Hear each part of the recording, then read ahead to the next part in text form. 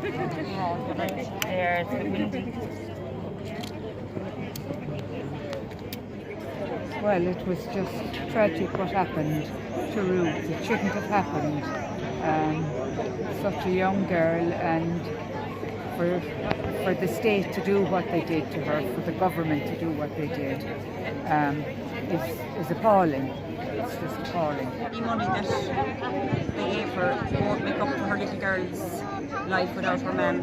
It's just a total lack of respect for human life the government have. It's just would have loved it. She really would have loved the turnout, and I appreciate it. It was very tough and hard for Ruth. It was a long road, a long battle, and she never gave in. She never gave up. She hung on to the last minute for me and for Libby.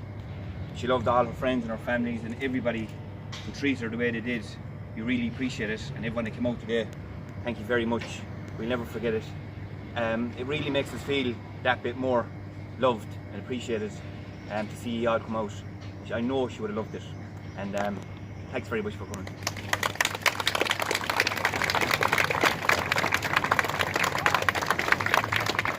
Women shouldn't have to go to court, that we do also need to bring the screening home.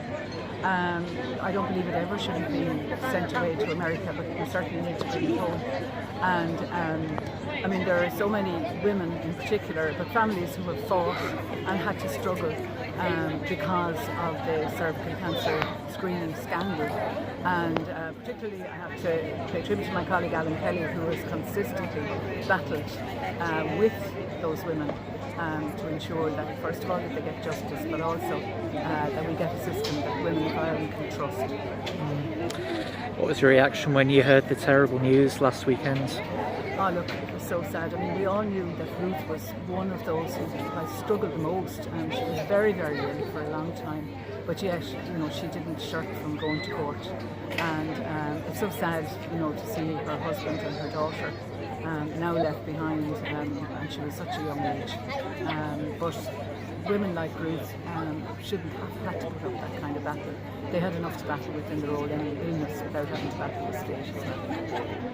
She meant so much to people for what she stood for. You know, it wasn't just for herself. She didn't do anything for herself. She always was thinking about others and what she could achieve for them. She was amazing. Always.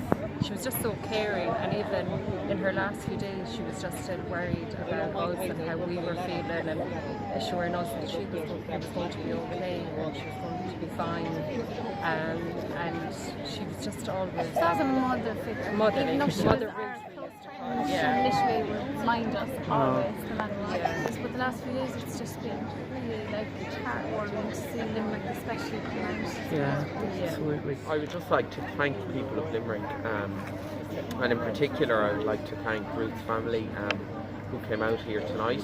It couldn't have been easy for them.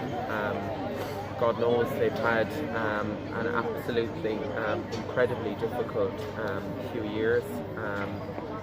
And I would like to thank the people of Limerick as well for what I would call, you know, an outpouring of love, an outpouring of grief.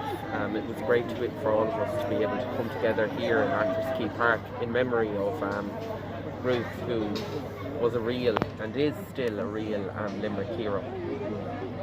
And what made you want to organise tonight? To be honest with you, Nick, I was sitting at home last Sunday after I heard the news, and I just had this overwhelming sense of sadness and of sorrow. I had obviously followed the case along with the other cases of other women who were affected by the cervical check scandal. I know Vigil Phelan, and I know my own party leader Alan Kelly has been heavily involved with the 1020 group. And I suppose I just thought, you know, is there something that I could do? And then when I resolved that there was, I then sort of thought, well then what should I do? So I decided to organise the Vigil, because I thought it would be an idea and an opportunity, pardon me, for the people of Limerick to pay their respects to Ruth in an appropriate fashion, given the health pandemic that we are in.